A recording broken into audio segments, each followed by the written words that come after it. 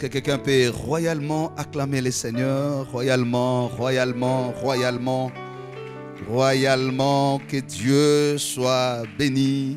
Que Dieu soit béni ce matin. Gloire à Dieu et shalom encore une fois à partir de chez vous à la maison, vous qui avez commencé avec nous ces cultes. Shalom également à vous qui nous prenez des cours. Vous qui nous suivez à partir des réseaux sociaux, nos moyens sur notre chaîne PPISTA, paroisse protestante de l'Ista. Partagez la vidéo, vous êtes autorisés. Partagez avec des frères, des sœurs qui peuvent aussi bénéficier de ces moments. Nous cessons de rappeler que l'église n'est pas confinée, les cultes et surtout n'est pas confiné. Nous sommes là tous les dimanches, à la même adresse, aux mêmes heures, avec la même équipe, le même Dieu, la même grâce, la même onction, mes différents serviteurs. Chaque jour qui passe, chaque dimanche, Dieu nous fait grâce. Je ne commencerai pas sans m'acquitter de cet agréable devoir de bénir le Seigneur pour la paix qu'il donne à ce pays en dépit de toutes les difficultés et toutes nos prières en faveur des autorités politico-administratives du pays, à toutes les forces de sécurité, aux agents de l'État, aux fils et filles du Congo, rappelant ensemble que ce pays est béni et elle repose sur les promesses de Dieu. Nous saluons également la haute hiérarchie de notre Église, le président national de notre Église et ses adjoints, le président provincial, les représentants légaux des communautés de l'Église du Christ au Congo, les aumôniers universitaires, parce que nous sommes la paroisse protestante universitaire de l'Ista. Et nous saluons tous les collègues aumôniers, frères, sœurs, chrétiens, protestants ou non protestants, vous qui nous suivez ici ou à l'étranger, maintenant en direct ou en différé, rassurez-vous de notre fraternel amour, rassurez-vous aussi de notre affection indéfectible. Nous voulons écouter cette parole de ce dimanche, placée sous le thème « Recruter pour le destin divin ». Je bénis particulièrement mes filles, les servantes du Seigneur qui nous ont accompagnés merveilleusement et inspirés parce qu'on ne s'est pas convenu sur les thèmes, mais l'orientation de leur liturgie, disais-je, pousse à suffisance à croire à la pensée que le Seigneur communique ce matin. Recruter pour le destin divin, nous l'avons chanté Nasina Koma Yayo. Je ne m'appartiens plus, je n'appartiens plus à ma famille, j'appartiens à Dieu. Cela ne veut pas dire que nous te demandons de te diviser avec ta famille, ton pays, non. On veut simplement te dire, il y a un sceau sur ta vie, le sceau de l'esprit, qui prend le contrôle de ton parcours et oriente ta direction pour fixer ta destinée. On est simplement en train de te dire que tu n'es plus n'importe qui, tu marches sous l'impulsion de la grâce de Dieu. Et tout ce qui se passe dans ta vie n'est pas hasard. Les choses sont préparées. Très rapidement, je nous propose deux lectures. Nous vous saluons, vous qui nous suivez aussi à partir de notre chaîne ECC TV. Que la grâce du Seigneur soit avec vous.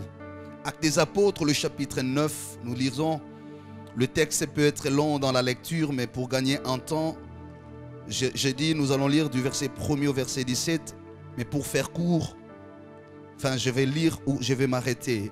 Actes des Apôtres, chapitre 9. Nous allons prendre à partir du verset 1er jusqu'au verset 17 rapidement. Quant à Saül, il respirait toujours la menace et le meurtre contre les disciples du Seigneur. Il s'est rendu chez le grand prêtre et lui demanda des lettres pour les synagogues des Damas afin de pouvoir arrêter et amener à Jérusalem les partisans de cet enseignement, les nouveaux enseignements qu'il trouverait hommes ou femmes. Le verset 3. Comme il était en chemin et qu'il s'approchait des Damas, tout à coup une lumière qui venait du ciel resplendit autour de lui.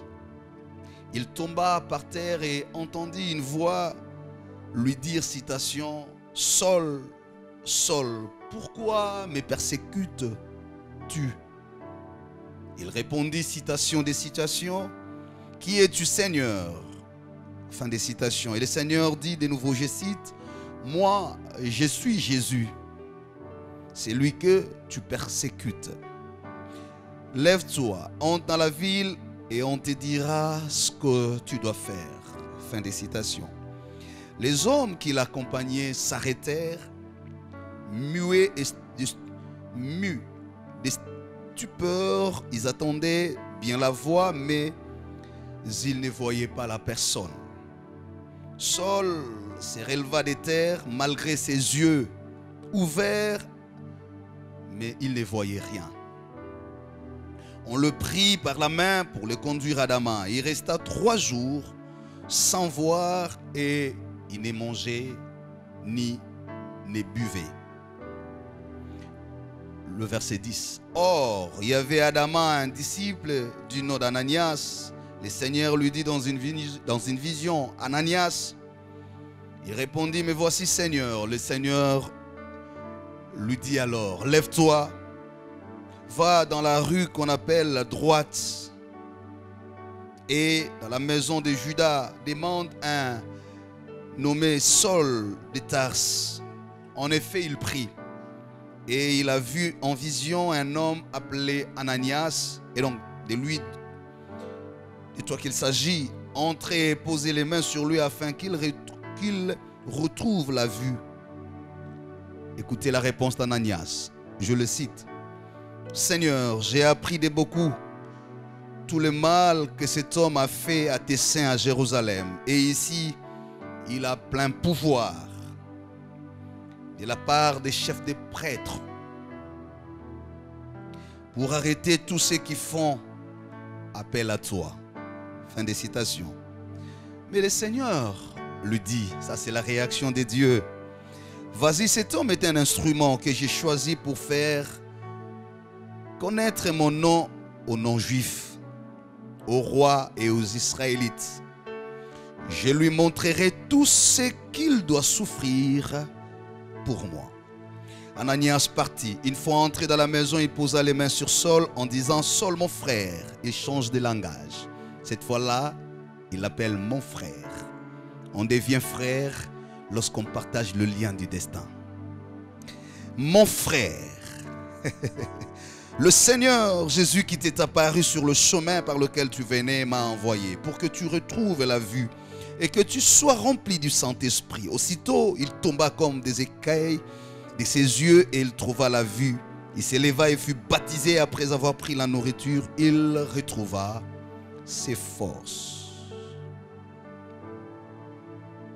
J'ai joint à la première lecture, celle des Galates, le chapitre 2. Je vais lire du 1er au 5e verset. 14 ans plus tard, je suis monté de nouveau à Jérusalem avec Barnabas. J'avais aussi pris Tite avec moi. J'y suis monté à la suite d'une révélation et je leur ai présenté l'évangile que je prêche parmi les non-juifs. Je l'ai exposé en privé à ceux qui sont les plus considérés afin de ne pas courir ou avoir couru pour rien.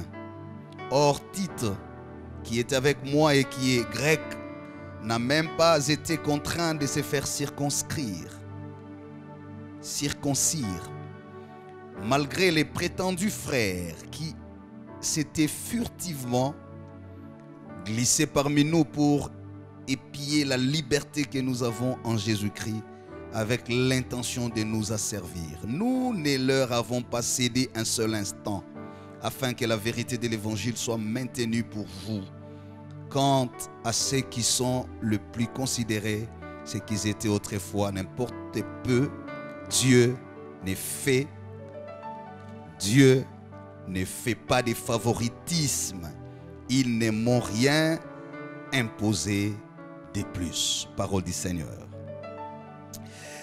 Nous bénissons le Seigneur. Merci de suivre cette lecture en étant debout et merci encore une fois chez vous. Vous venez peut-être de vous connecter avec nous. Vous venez de suivre, vous brancher à notre chaîne SCC TV. Ou alors vous êtes en train de nous suivre par canal interposé. Nous vous bénissons également.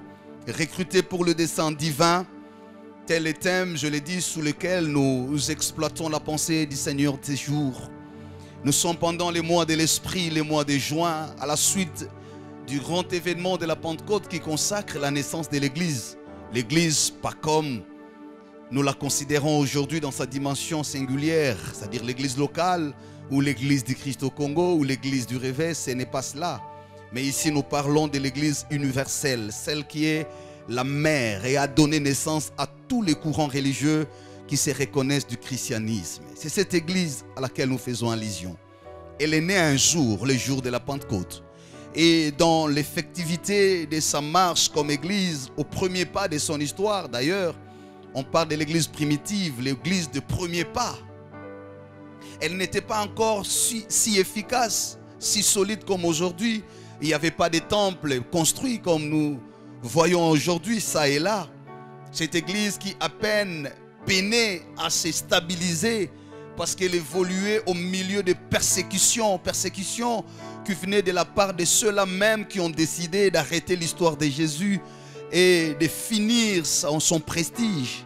Figurez-vous, je ne cesse de le dire à chaque fois que j'ai l'occasion, il faut toujours situer la mort de Jésus dans un contexte précis. C'est celui de la domination du double pouvoir. Le pouvoir séculier et le pouvoir religieux. Le pouvoir séculier représenté par les Romains et le pouvoir religieux représenté par le principal sacrificateur. Ceux qui ont décidé de tuer Jésus n'avaient pas seulement l'intention de le taire, mais aussi de renvoyer un message. C'était une mort pédagogique, une mort préventive, une mort aussi pour attirer l'attention des uns des autres qui pouvaient penser véritablement qu'en Jésus il y aurait la vie. C'est dans ces climats de peur, c'est dans ces climats de troubles, c'est dans ces climats d'inquiétude prononcés que Dieu était en train d'asseoir son église. J'aimerais dire à quelqu'un, Dieu ne modifie pas ses projets en fonction de l'allure de l'année. Je le répète. Dieu ne modifie pas ses promesses en fonction des événements de l'année. Les événements ne sont pas antérieurs à la planification de Dieu.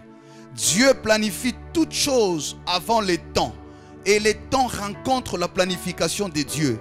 Et tout événement qui rentre dans le temps s'adapte et s'accommode à ce que Dieu a déjà prévu.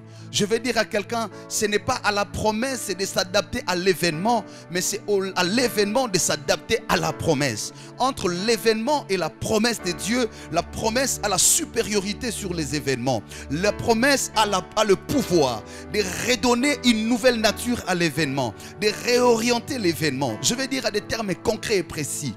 Il se peut que pendant ces temps, la mort décide d'écrire l'histoire. Mais même avec la présence de la mort, celui qui marche avec les promesses de Dieu, la promesse de Dieu fera ce que la mort se discipline par rapport à cette promesse-là. Même si elle est entrée dans toute la maison, mais quand elle arrive par devant la maison de celui qui a la promesse de la vie ordonnera à la mort de passer sans s'arrêter. Et je le déclare dans ta maison, je le déclare dans ta famille. N'aie pas peur de tout ce qui se passe, parce que ce qui te conditionne, ce n'est pas ce qui arrive, mais c'est ce qui est prévu pour toi. C'est pourquoi des hommes, des femmes d'espérance que nous sommes, devrions saisir la pensée de Dieu. Dieu n'est pas surpris par les événements du temps, mais les événements du temps, c'est discipline aux intentions de Dieu. Il sait d'où il t'a pris et comment il va avec toi. Bien-aimé, je ne sais pas tu es dans quelle situation, mais je viens te dire ce matin, c'est dans la même situation de peur, d'inquiétude et de trouble que Dieu solidifie ta destinée. C'est pendant la persécution que Dieu était en train d'asseoir son église. Il n'a pas attendu que tous les derniers persécuteurs meurent pour commencer. Tu commets une grave erreur de ne pas agir pour attendre les bons moments. La notion du bon moment n'est pas liée à la compréhension de l'homme. La notion du bon moment est fonction de la disponibilité de Dieu. Je vais le dire autrement. Quand nous disons par exemple, j'attends le temps de Dieu. Le temps de Dieu n'est pas le temps où tu te sens capable. Le temps de Dieu est celui où Dieu est disposé à faire quelque chose. Dieu peut être disposé à faire quelque chose pendant que toi tu n'es même pas capable. Pendant que toi tu n'es même pas sensible. Pendant que toi tu n'es même pas intéressé. C'est pourquoi lorsque nous parlons en termes d'attendre le temps de Dieu, d'agir dans le temps de Dieu, ne nous prenons pas pour référence, prenons plutôt Dieu lui-même pour référence. Il faut se poser la question, qu'est-ce que Dieu veut faire en ces moments-ci? Pourquoi Dieu permet cela? Peut-être que Dieu permet la mort pour disqualifier ceux qui ne sont pas prévus dans l'agenda de la génération. Je parle du recrutement divin. Bien aimé, pourquoi il y a un recrutement? J'y reviendrai bientôt. C'est parce qu'il y a sélection. J'attire ton attention, mon frère, ma soeur. J'étais en train d'abord d'expliquer le contexte. Le contexte est celui-là. L'église n'est pas née à un temps favorable, parce qu'il était un temps difficile. Il y a des gens qui ont perdu de leur vie, à l'instar d'Étienne, lapidé, parce qu'il élevait le nom de Jésus. Mais la mort d'Étienne n'a pas empêché à l'église de s'asseoir. Je veux dire, pendant ce moment, nous pouvons avoir perdu de grands, des géants. Nous pleurons et nous pleurerons encore. Mais leur mort ne modifie pas les intentions de Dieu. C'est pendant ce temps même, peut-être que tu es en train de te dire, j'ai perdu mon travail, je ne peux plus. J'ai perdu quelqu'un qui me soutenait, je ne peux plus. J'ai perdu le travail, je ne peux plus. L'église n'a pas été construite sur les épaules des hommes. L'église a été construite sur les rochers inébranlables qu'est Jésus-Christ de Nazareth. Les hommes passent, il dit, les portes de ces jours de mort ne prévaudront jamais contre elles. Les bishops passeront, les évêques passeront, les messeigneurs passeront, les apôtres passeront, les prophètes passeront, les bailleurs passeront, les partenaires passeront, l'église subsistera. Subsistera. Elle n'est pas construite sur le projet d'un homme. Ce n'est pas celui qui a les bonnes intentions de l'église qui a la responsabilité de l'histoire de l'église. Le Saint-Esprit lui-même est en train de diriger l'église dans la direction de la destinée.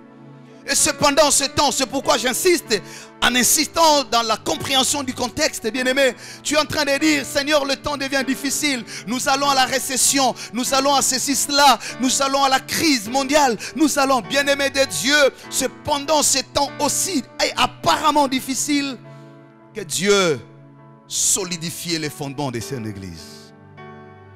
Alléluia. Tel est le contexte. Et très rapidement, parce que je vais faire avec le temps, je commence par le premier point. Très rapidement sur le recrutement. Peut-être pour aller méthodiquement, pour ne pas... Je vais d'abord, premier point, je vais définir mon thème. Je vais expliquer mon thème. Premier point, la définition du thème. Je l'ai dit, recruter pour le destin divin. Le concept est recruter. J'allais dire, le verbe recruter ou le vocabulaire recrutement se rapporte à la sélection, à la désignation. Lorsqu'on parle de recruter, on fait allusion à une sélection, à une désignation. On ne peut parler de recruter que lorsqu'il y a plusieurs possibilités, que lorsqu'il y a plusieurs candidats. Et donc ce matin, Dieu nous dit recruter pour le destin divin. C'est dire que c'est quelque chose auquel tout le monde ne participera pas. Lorsque Dieu te recrute, en fait, il te fait comprendre qui tu représentes pour lui. Ce que tu es devant Dieu ne dépend pas de ce que tu lui dis de toi, mais ça dépend de ce que lui comprend en toi. Je le répète. Ce que tu représentes pour Dieu ne dépend pas de ce que tu dis de toi à Dieu, mais ça dépend de ce que Dieu dit de toi. Ce n'est pas ce que tu dis de toi-même à Dieu qui détermine ce que tu représentes pour Dieu. Tu peux dire devant Dieu, je suis serviteur. Mais si Dieu ne te le voit pas, tu ne l'es pas. Tu n'es pas en fait ce que tu dis, mais tu es plutôt ce que Dieu croit en toi. Tu peux dire à Dieu, je suis un homme intègre. Et ce n'est pas ce qui te rend intègre. Ton intégrité est fonction de ce que Dieu voit en toi. Beaucoup de gens échouent parce qu'ils improvisent. Ils sont dans le fait d'apparaître. Ils veulent apparaître au lieu d'être. Ce qui apparaît disparaît, mais ce qui est existe. L'être conduit à l'existence et l'existence écrit l'histoire. Mais le paraître est conduit à la réalité et les réalités disparaissent avec le temps. Je t'en conjure, frère, sœur, arrête de chercher à paraître. Sois pas parce que c'est, sois ce que Dieu veut que tu sois. entre dans la vision de Dieu et comprends qui il veut que tu sois et comment il te comprend et quels sont les rôles qu'il veut te faire jouer. Combien serviteurs furent-ils sont en train de passer à côté de leur destin par le fait d'imitation, parce qu'il voit-elle faire quelque chose qui lui réussit, il veut aussi faire de la même manière. Les gens, le chrétien d'aujourd'hui ne sont pas concentrés. Et cette vérité vaut aussi pour nos responsables, tant au niveau religieux qu'au niveau politique. Il est aberrant, mieux j'ai dit dangereux, d'avoir à la tête de nos groupes, de nos sociétés, de nos collectivités, de notre république, de notre nation, de nos églises, de toutes nos organisations, des hommes et femmes qui au départ ne croient pas à ce qu'ils sont et ne savent pas comment Dieu veut qu'ils soient. Commence par comprendre qui tu es, frère, sœur. Tu as une parcelle d'autorité, une parcelle d'influence. Tu n'es pas n'importe qui. Quand Dieu te recrute, vous savez, les responsabilités sont comme une pyramide. Il y a la base et quand elle monte, elle va vers le sommet. Tout le monde n'accédera pas au sommet. La base est ouverte à tout le monde, mais le sommet est sélectionné pour certains. Et plus la pyramide avance, monte, plus elle se rétrécit jusqu'à arriver au sommet. Et toi qui participes à ce mystère de la pyramide, comprends ta position. Bien-aimé, tu n'es pas n'importe qui. Recruté pour le destin divin. Tu n'es pas recruté pour ton père, ta mère. J'ai toujours dit, quand tu es né, tu étais la vision de ton père. Mais quand l'onction t'a affecté, tu deviens la vision de Dieu.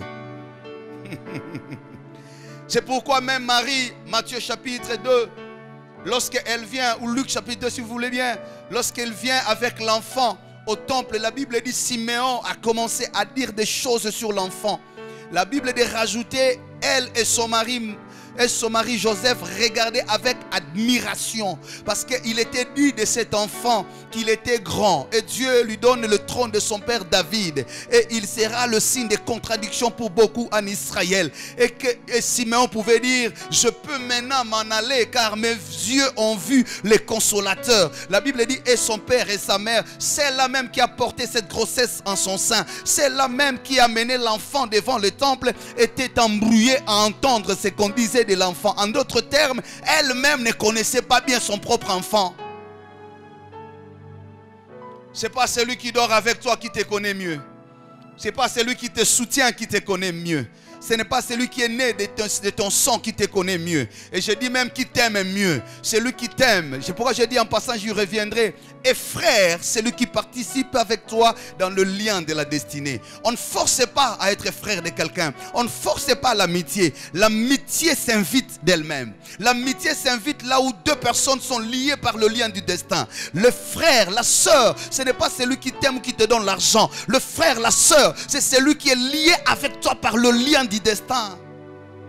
Oh là là. Je prie que Dieu ouvre les yeux de beaucoup de parents. Que Dieu ouvre les yeux spirituels. Je l'ai dit, peuple de Dieu, Église du Christ au Congo, peuple congolais, frères, sœurs, je l'ai dit. Que Dieu nous aide à avoir l'œil ouvert, comme disait Balaam, l'homme à qui l'Éternel a ouvert l'œil et a révélé le dessein. Que nous parlions comme de fils et filles de l'esprit révélés. Ne vous attachez pas aux hommes par l'argent, pour des raisons matérielles. Ne vous attachez pas par opportunisme, mais cherchez à comprendre pourquoi Dieu nous a recrutés dans la même armée et pour la même cause. Tu n'es plus le produit de ta propre volonté, tu deviens le produit du programme céleste.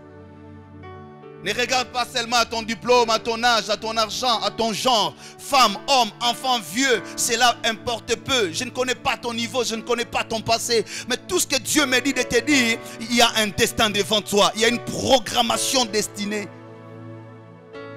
Paul est dit en Romains chapitre 8, 28, 29, 30, ce dont Dieu a connu en avance les a prédestinés. Il les a appelés, les a justifiés et les a glorifiés. Même ton père te découvre et même ta mère ne te connaît pas. Même celle qui t'a porté en son sein ne te connaît pas exactement comme Dieu.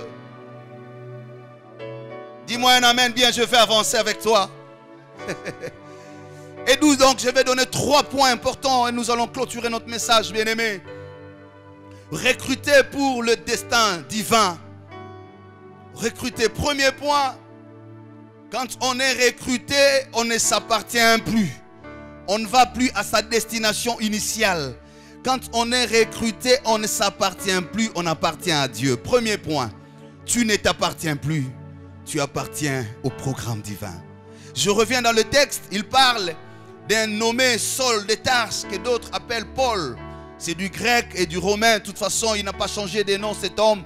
Le grec l'appelle Saul, les Hébreux l'appellent, non j'allais dire, les Hébreux l'appellent Saul, les Grecs l'appellent Paul. Il n'y a pas eu changement de nom du fait de sa conversion. Ce n'est qu'une information. Le plus important, c'est ce qu'a été cet homme avant le recrutement et après le recrutement.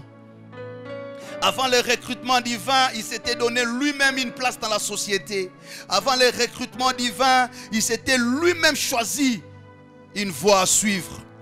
Avant le recrutement divin, il s'appartenait et se faisait appartenir aux principaux sacrificateurs. Il était à la solde des sacrificateurs. Il exécutait leurs plans. Il jouissait. Il faisait des choses pour faire plaisir. Il faisait des choses pour accomplir leur volonté. Il faisait des choses pour pouvoir satisfaire le cœur des uns des autres. Bien-aimés dans le Seigneur, je ne sais pas pour qui tu roules. Peut-être que tu roules pour ceux qui sont en train de verser le sang, de tuer le Fils. Je te regarde droit dans les yeux. Combien se disent chrétiens? J'étais choqué, pas très longtemps, je partageais avec celui qui est à la fois mon père, mon chef, le président de l'église. J'ai dit, mais comment ça s'explique que quelqu'un se dise chrétien, protestant de surcroît, mais qu'il travaille contre son église? Comment vous expliquez ça, vous qui vous dites chrétien, vous qui vous dites congolais, mais vous travaillez pour nuire à votre république, pour nuire à votre pays? C'est incroyable. Vous expliquez ça comment, vous qui êtes fils de votre père, fille de votre mère, mais vous travaillez pour nuire à votre propre famille? Comment vous expliquez ça? Vous vous appelez frères, sœurs, vous êtes à l'église, vous partagez le pain, vous célébrez la scène, vous êtes baptisés par le même baptême, vous avez cru au même Seigneur, mais vous vous empoisonnez. Qu'est-ce qui se passe?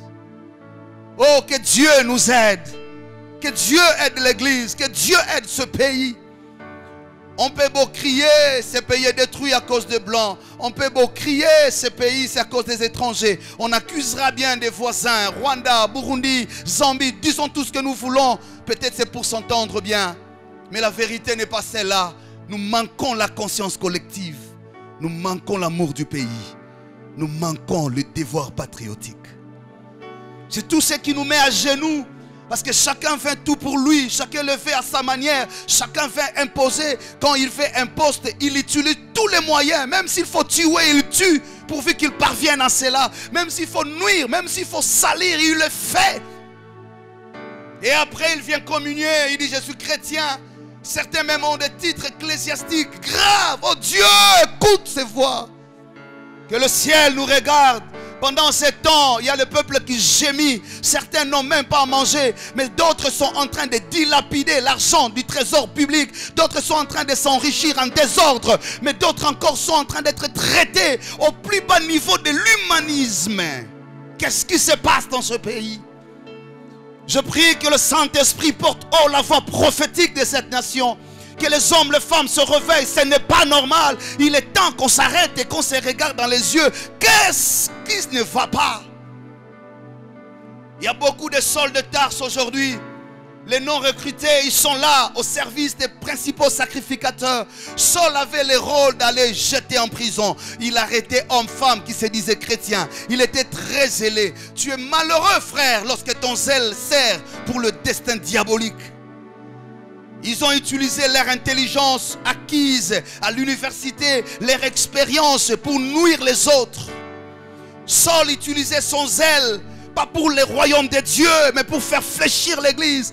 Quel malheur que tu prends, frère, en levant ta main pour freiner l'élan de l'église. Quel malheur tu as de verser le sang de fils et filles congolais pour empêcher Dieu d'accomplir le destin. Pendant que Dieu veut consoler un peuple fatigué, meurtri, abandonné. Quelqu'un se lève, il se décide parce qu'il veut satisfaire son ventre. Pour le besoin d'une jeep, pour le besoin d'une maison fragile qui peut s'écrouler à tout moment par une inondation. Des Judas capables de vendre leurs héros pour quelques cycles d'argent.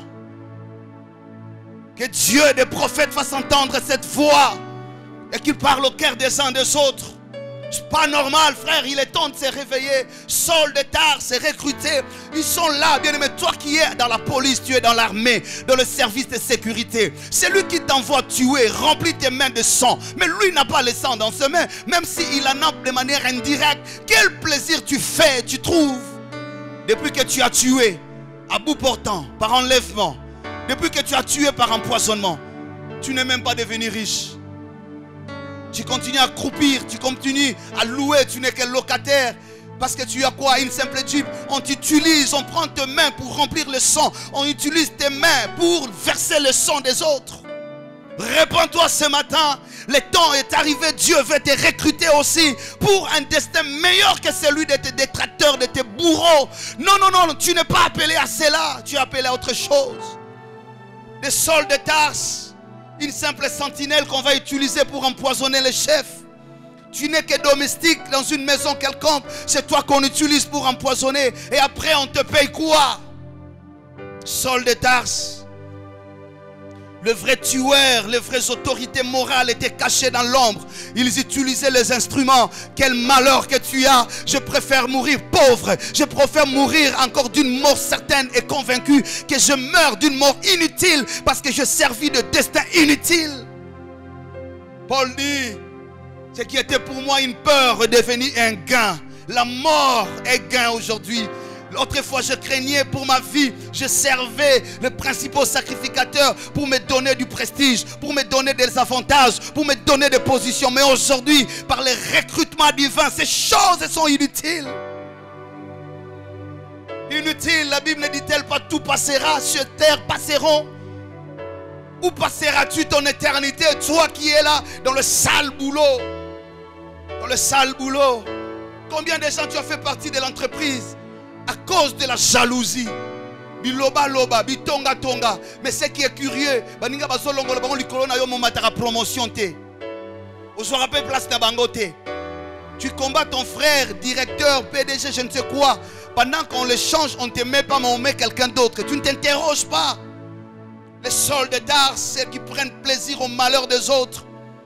Chaque matin, il devrait se rassurer. J'en ai arrêté combien? J'en ai tué combien? J'en ai jeté combien en prison? Et c'est ça qu'il trouvait comme un gain. C'est ça qu'il trouvait comme un prestige. Quand on est voilé, on ne connaît pas l'essentiel. On n'est pas concentré à la destinée. On tombe trop bas. J'ai entendu une femme dire, je prends plaisir lorsque je fais tomber des grands hommes. Waouh! Ça paraît comme un succès. Mais ça t'amène où? Ça t'amène où, ma soeur? Toi qui te réveilles un matin, commences à calculer les gens. Tu dis aujourd'hui, je prendrai celui-là. Demain, je prendrai tel autre. Et tu pars avec cet homme-là. Peut-être un homme que Dieu avait destiné pour le salut de ce pays. Tu t'organises à le faire tomber. Après, tu viens le diffamer. Tu viens l'humilier. Tu viens propager des choses sur le net. Et tu te moques dans un coin. Tu dis, ah Sili, oui. Jésus a dit à Judas, il ne te fallait pas naître que de devenir la pierre d'achoppement. Le scandale peut venir, mais malheur par celui par qui cela passera. Combien sont là? Ils ne cherchent que des héros dans l'histoire à s'approcher d'eux pour les nuire, pour les arrêter. Quelqu'un que Dieu vous a donné un don pour le pays, pour l'église, qui porte la vision pour notre destinée. Au lieu qu'on s'arrange derrière lui, pour qu'on l'accompagne, pour qu'on le booste, pour qu'on le soutienne. Mais les gens s'arrangent à mettre des bâtons dans les roues pour voir son échec. Écoutez, pour remplacer Samson, il a fallu 40 ans. Il y a des hommes qui portent le programme de toute une génération. Lorsque vous le perdez dans le temps, il faut attendre les cycles d'une autre génération pour avoir les hommes de même nature. Chaque génération a ses héros. Tout le monde ne fera pas tout dans une génération. Il peut être faible, il peut bégayer, il peut ne pas étudier. Bien aimé, les Moïse, on ne le rencontre pas deux fois. Il n'avait pas un langage facile, un homme lourd de langage. Mais c'est lui qui avait la programmation du parcours de la destinée d'Israël. Et même quand il rappelle à Dieu, je ne sais pas parler. Je n'ai pas un langage facile. Dieu ne délie pas sa langue, mais il dit, je mettrai Aaron à ta place. C'est pour lui dire, je t'ai fait tel que tu es, mais je te mettrai des gens qui t'accompagneront. Vous tuez vos Moïse, bien, mais vous retardez le temps de l'accomplissement de la consolation de Dieu. Que Dieu ouvre les yeux et que nous comprenions. Ceux qui seront à la tête de notre pays, de notre église, de notre société ne seront pas des hommes et des femmes totalement parfaites. Je n'encourage pas le mal. J'invite ceux-là qui sont appelés à ces grandes choses d'être sérieux, responsables, de craindre Dieu. C'est cela l'évangile de Dieu. Mais en tout état de cause, je rappelle qu'ils ne seront pas capables en tout et pour tout. Il faut savoir les identifier, je le répète. Il y a des gens qui portent la programmation divine de toute une génération. Lorsque vous le perdez, il faut attendre un autre cycle. Les Israélites ont compris pendant la période des juges, après la mort précipitée de Samson, il fallait attendre 40 ans pour trouver encore un autre juge de cette carrure.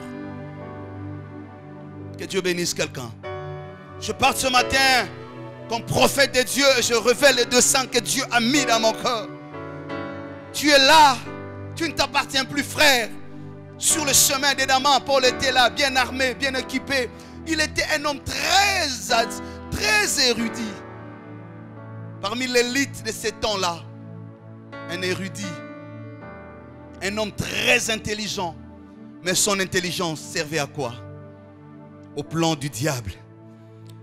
Certains sont en train de servir le diable dans l'église sans le savoir. Certains sont en train de servir le diable dans notre pays sans le savoir. Lorsque le diable cherche à tuer ceux-là en qui Dieu a placé la confiance, en fait vous servez qui vous servez le diable mais en étant dans l'église. Voilé, ignorant, il pensait bien faire les choses. Je t'appelle ce matin à t'arrêter, à t'examiner toi-même. Est-ce que tu fais bien les choses? Oh my God, est-ce que tu fais bien les choses? Et c'est sur ce chemin, deuxième raison, recruter pour le destin divin, ce n'est ni par la force, ni par la puissance. C'est par la grâce divine. 2, tu es recruté, pas parce que tu le mérites, mais parce que le ciel en a décidé. L'appel de Paul le surprend, le trouve à un moment, il n'était pas en train d'intercéder. Il n'était pas à Mangengenge. Il n'était pas en train de donner son offrande ou payer sa dîme.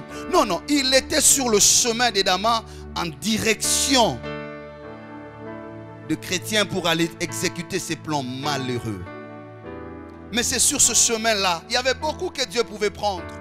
D'ailleurs, Ananias, l'homme serviteur par qui Dieu passe pour aller prier, rappelle à Dieu et lui dit, mais tiens, ça ne va pas. Cet homme, nous avons appris tout ce qu'il est, ce qu'il fait contre ton église. C'est dire, les gens avaient une information. Je vais dire à quelqu'un, ton passé n'a pas tous les arguments de ta destinée. Et le passé de ton frère n'a pas tous les arguments de sa destinée. Frère, il y a des choses que tu connais de l'autre, mais il y a d'autres que tu ne connais pas de lui. Ce que tu connais, c'est ce qui est passé. Ce que tu ne connais pas, c'est ce qui va arriver. C'est pourquoi respecte celui qui est à tes côtés. Ça peut être ton enfant, ça peut être les moins âgés, ça peut être les moins instruits, ça peut être les moins privilégiés. Respecte-le. Ce que tu connais de lui, c'est ce qui est passé. Mais ce que tu ignores de lui, c'est ce qui va arriver. Dans quelques temps, frère, on peut se réveiller avec Dieu en étant berger. On finit la journée en devenant gendre du roi et le héros de Goliath. Et on change la mélodie de la société. Et on crée les chants nouveaux. Et tout le monde commence à chanter. Saül a frappé 1000, David a frappé 10 000. Je vais dire à quelqu'un, ton histoire sera l'inspiration de la composition des chants, d'adoration, de louanges, pour que les gens comprennent la fidélité de Dieu. On composera les noms, on composera les chansons en fonction de ton témoignage. Les gens prendront ton histoire, liront ton histoire et ils seront inspirés à avoir des prières d'adoration et des chants et des cantiques nouveaux. Je veux dire à quelqu'un, fais très attention à celui que tu penses être faible aujourd'hui. N'est-ce pas qu'il est écrit, quand je suis faible, c'est alors que je suis fort. N'est-ce pas qu'il est écrit qu'il s'est élevé comme une faible plante, comme celle qui sort d'une terre desséchée, sans beauté ni éclat, mais cependant, c'est les douleurs qui sont tombées sur lui. Le châtiment qui nous donne la paix est tombé sur lui. Attention frère, attention sœur, ça peut être ton domestique, ça peut être ton employé, pardon. Ça peut être le plus négligé. Attention, Dieu ne discute pas les critères de la destinée avec les humains. Il n'a pas besoin de ton avis pour faire de ta soeur ou de ton frère ce que lui pense. Attention mon frère, ce n'est pas parce que Dieu t'a choisi que tu es meilleur que les autres. Ce n'est qu'une grâce, ce n'est qu'un don. C'est pourquoi nous t'appelons ce matin aussi à l'humilité, à la simplicité des cœurs. De savoir, je ne peux tout que par celui qui me fortifie. C'est pas moi, c'est pas... Ça dépend ni de celui qui court, ni de celui qui le veut. Ça dépend de celui qui fait grâce. À qui il veut, c'est Jésus. Que tu chantes, que tu prêches, que tu sois haut placé, que tu aies des gros diplômes, ce n'est pas par ta force. Je t'invite aussi à la simplicité. Ce n'est pas par tes mérites, c'est Dieu qui porte son choix sur toi. C'est Dieu qui regarde, qui verse, qui rayonne son regard sur toi. Ce n'est pas toi. Et d'ailleurs, je vais te donner une grande révélation. Golgotha est le lieu de la simplicité de la mission messianique. Je sais que tu n'as pas compris, je vais le répéter. Golgotha est le lieu de la simplicité de la mission messianique. À part Golgotha, tout ce que Jésus a fait a tiré la gloire et le succès.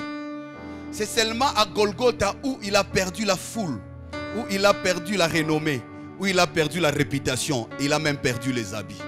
C'est le seul endroit de l'histoire de Jésus, pendant son humanité, où il a pleuré, où il a demandé le secours, où alors il s'est senti humilié. Pourquoi? Parce que c'est le lieu de la simplicité. Quand Dieu veut accomplir certaines promesses dans ta vie, il te retire la nature du lion et te laisse la nature de l'agneau. La nature de l'agneau est celle de la simplicité. On ne peut pas déverrouiller la formule d'écraser la tête du serpent sans avoir activé la nature de l'agneau. Non, je vais le répéter. On ne peut pas activer l'onction et l'autorité d'écraser la tête du serpent sans avoir accédé à la nature de l'agneau.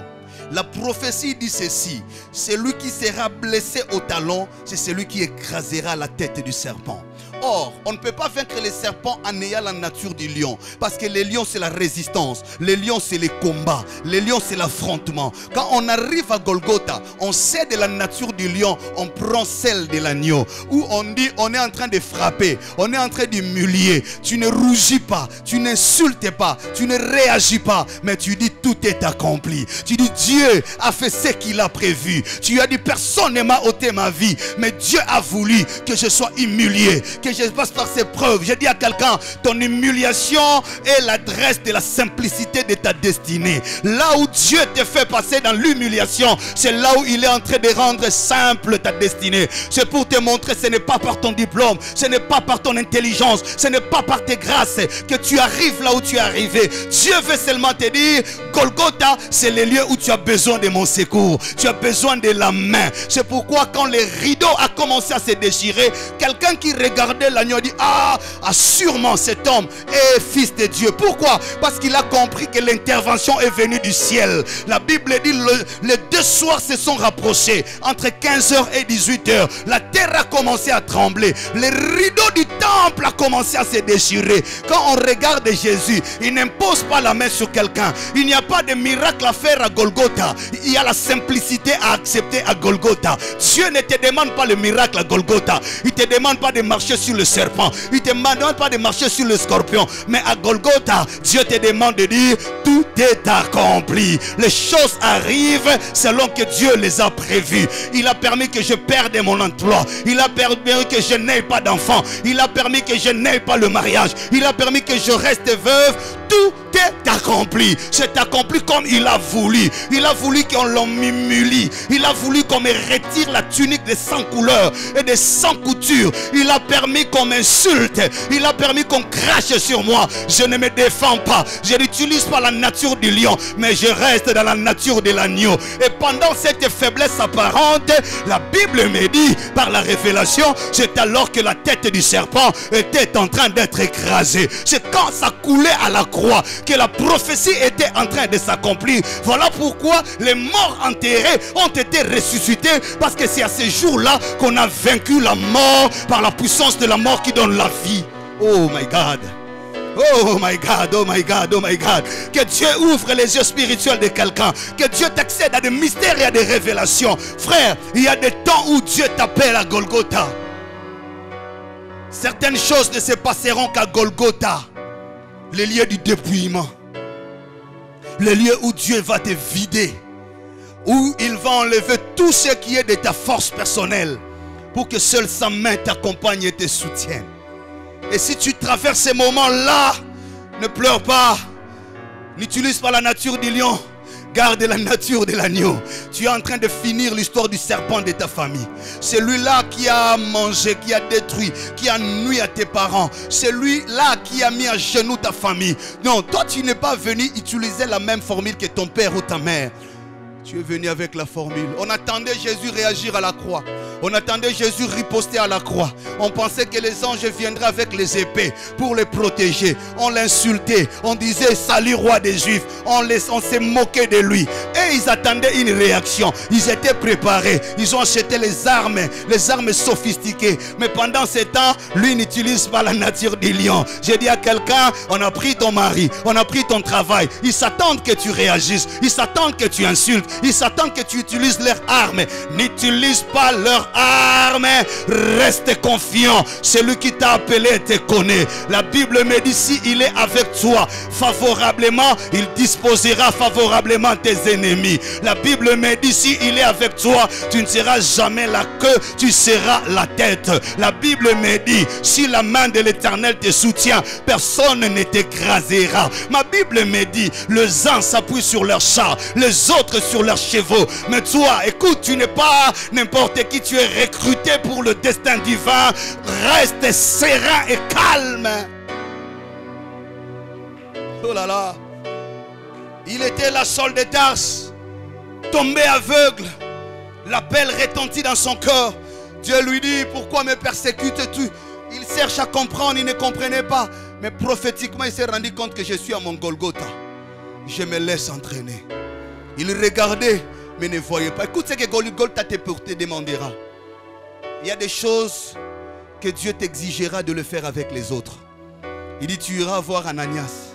C'est lui qui priera. Pourquoi Dieu n'a-t-il pas directement ouvert les yeux de Paul, mais l'a amené vers Ananias? Recruté. Dieu veut que tu comprennes, c'est lui qui te soutient et sa main qui te conduit. Bien-aimé, ne crains pas. Quand c'est Dieu qui t'amène, même celui qui ne t'aimait pas, même celui qui propageait des faux témoignages contre toi, écoute-moi, ne force rien quand tu marches avec Dieu.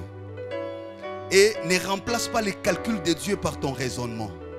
Parce que ton raisonnement n'ira toujours pas dans le même sens que les calculs de Dieu. Dieu peut passer par celui qui ne t'a jamais aimé. Ananias n'avait jamais un bon témoignage de Saul. Tout ce qu'il avait retenu, tout ce qu'il savait de cet homme, c'est un persécuteur, ennemi de l'église, ennemi de l'onction, ennemi de la gloire. Mais c'est à Ananias que Dieu dira, il y a quelqu'un qui viendra, son nom c'est Saul. Prie pour lui. Bien-aimé, laisse Dieu finir ce qu'il a commencé. Lui-même est en train de négocier ton dossier. Les chefs parce que tu ne veux pas au Simbakisi. Tu refuses de te prostituer. Il est en train d'insister pour te dire, tu n'auras ce poste que si tu sortais avec moi. Ne sors pas, garde-toi encore. Sois ferme et reste ferme. Laisse Dieu les gérer. Laisse Dieu les gérer. Ils sont nombreux autour de ton chef, en train de distiller des faux témoignages, en train de vouloir salir pour qu'on dise non, il n'est pas bon. Frère, ce que tu n'as pas eu par ta force, ne te bats pas trop pour ça. La main de Dieu, il est auteur des œuvres achevées. Quand c'est lui qui commence, il cheminera, il finira. Laisse Dieu finir ces choses-là. Sois aveugle. C'est dire, vois rien. Pas ce rapport. Quand tu seras en face de tes ennemis, sois aveugle. Ne les regarde pas, sinon tu vas voir leur méchanceté. Ils vont te déconcentrer. Sois aveugle. Tu sais pourquoi on a frappé Paul d'aveuglement? Pour qu'il ne voie pas la route par laquelle il avait versé le sang. pour arriver chez Ananias et Dieu le frappe d'aveuglement. Parce que s'il avait les yeux ouverts, il allait beaucoup se culpabiliser. Il allait voir des gens qui pouvaient lui dire yo. Alors Dieu te permet de ne pas les voir pour que tu arrives là où quand on prie pour toi et finalement le Saint-Esprit te saisira et tu n'auras plus de dettes à payer par rapport aux autres. Que Dieu bénisse sa parole.